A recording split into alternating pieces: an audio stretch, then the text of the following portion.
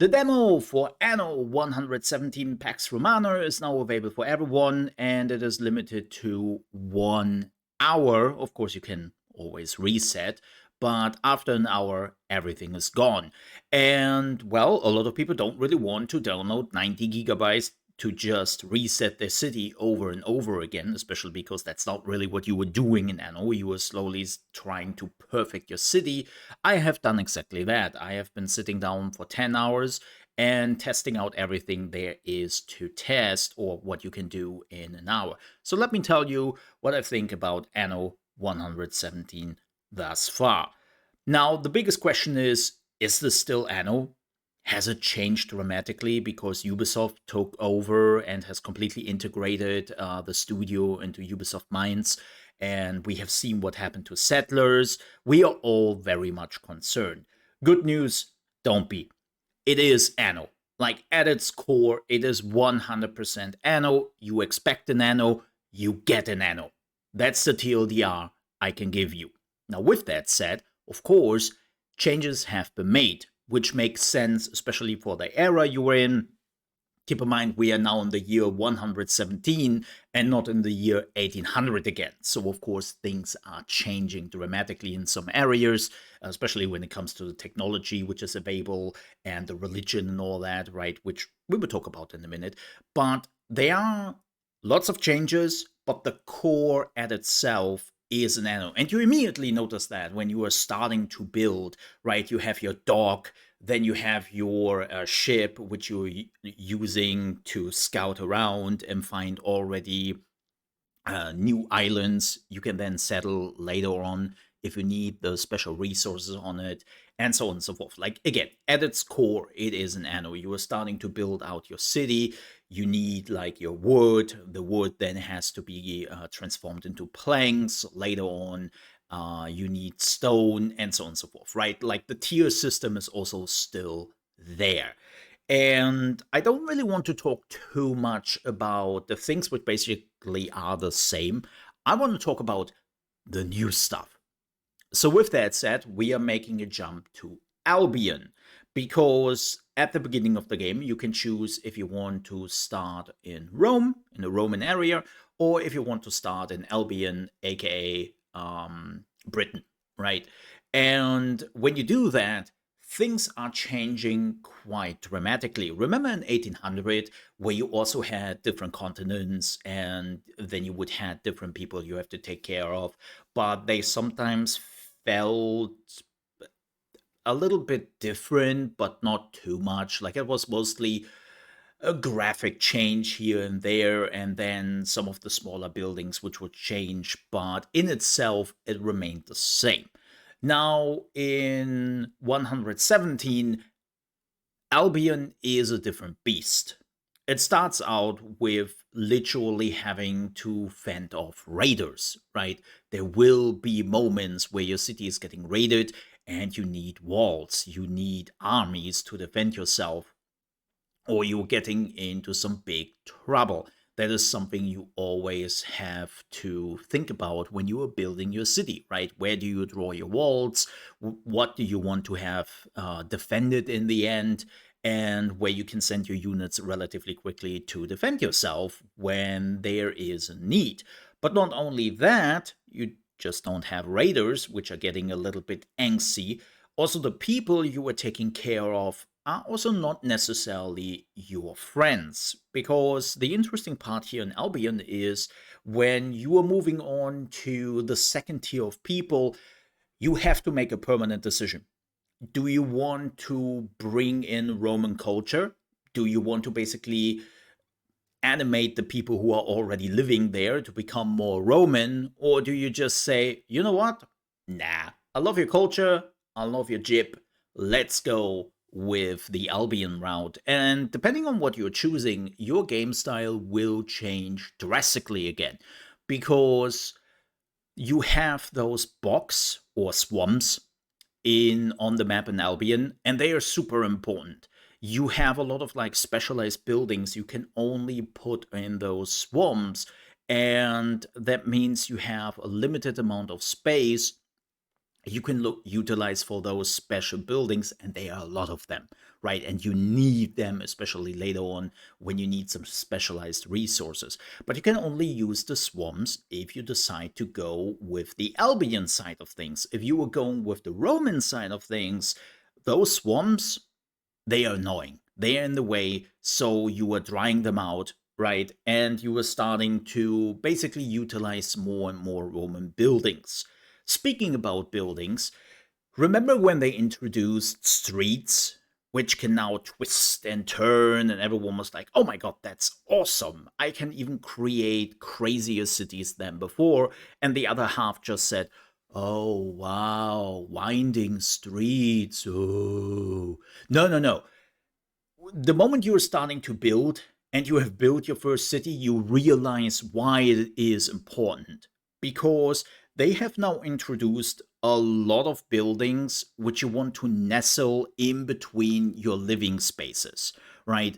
Like, of course, you still have your tavern, you still have your marketplace and all that. That hasn't really changed.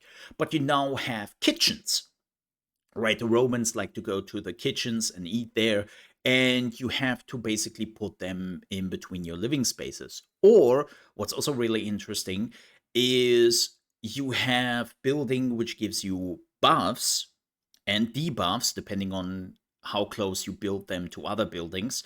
And then there are now buildings which do both.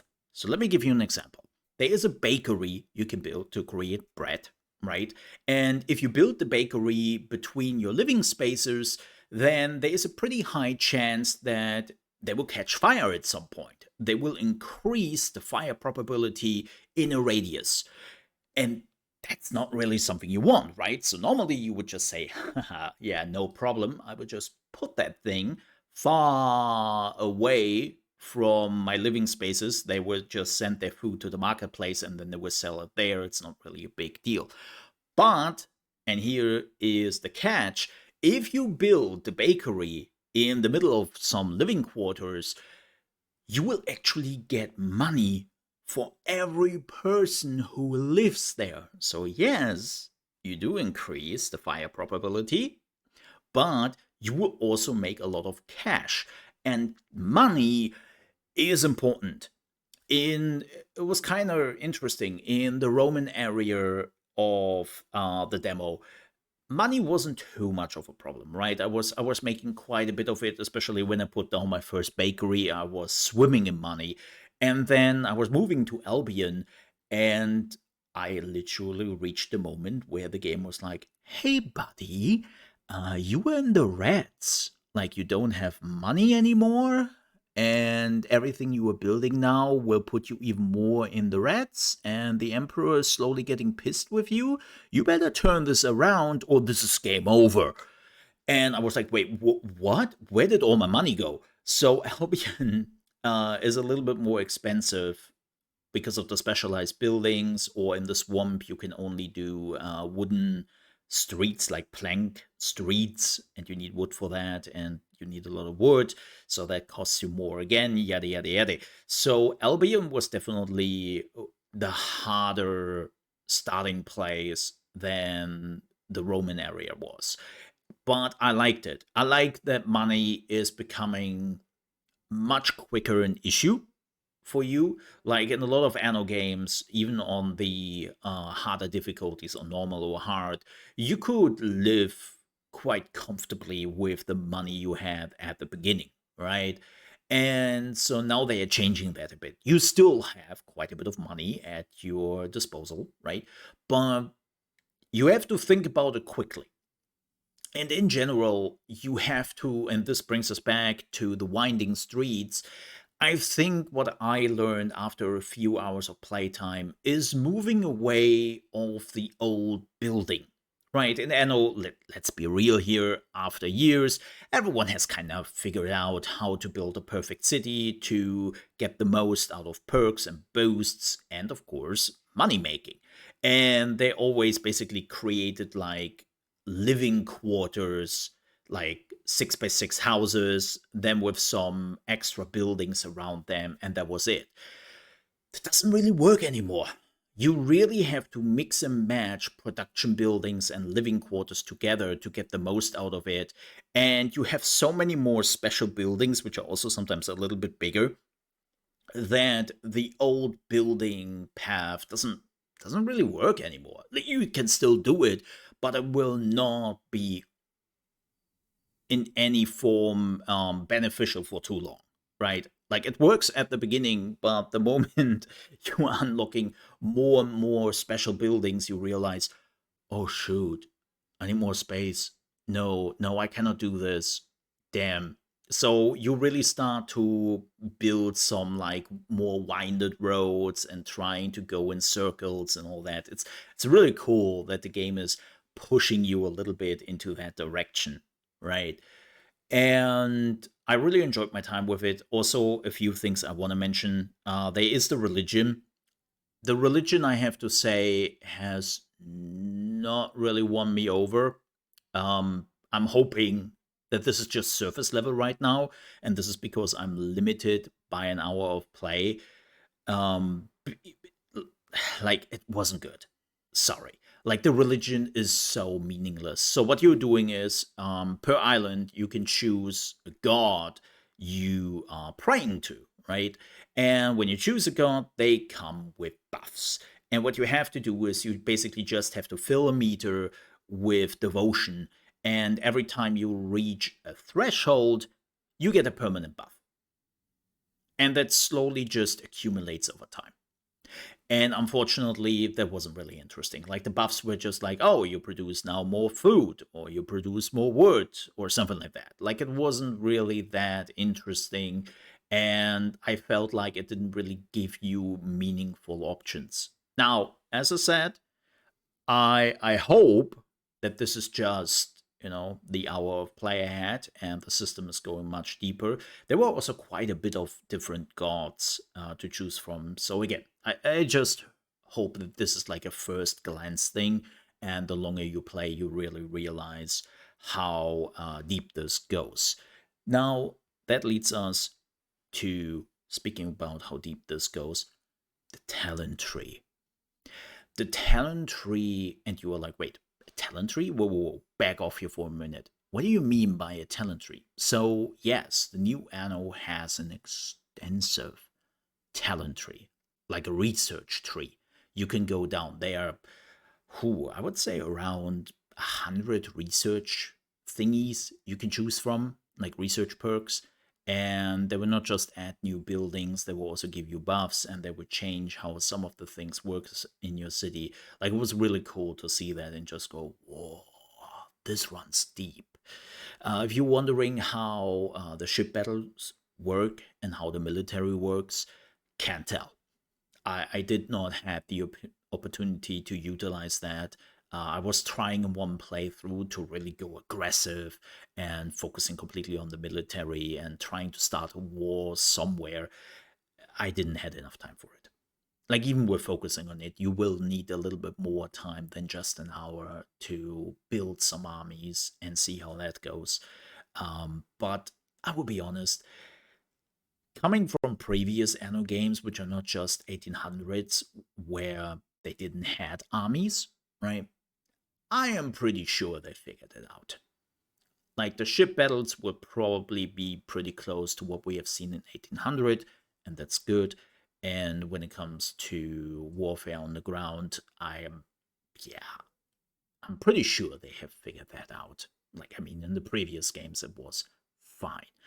But after now 10 hours of Anno 117, I'm really hyped for this game. This was just like even resetting your city over and over again, which is not something you want to do, especially not when you find the beautification options you can do with your city. They have upgraded that severely from the 1800 gameplay. You can even now like beautify like in the middle of the road, and some items go even in some buildings, and you can make it this absolutely beautiful. Like, it felt a bit sometimes like I'm playing a Sims game. It was amazing, and I was losing myself in it. And then I realized, oh shoot, the hour of playtime is already over. What? but I just created a beautiful garden.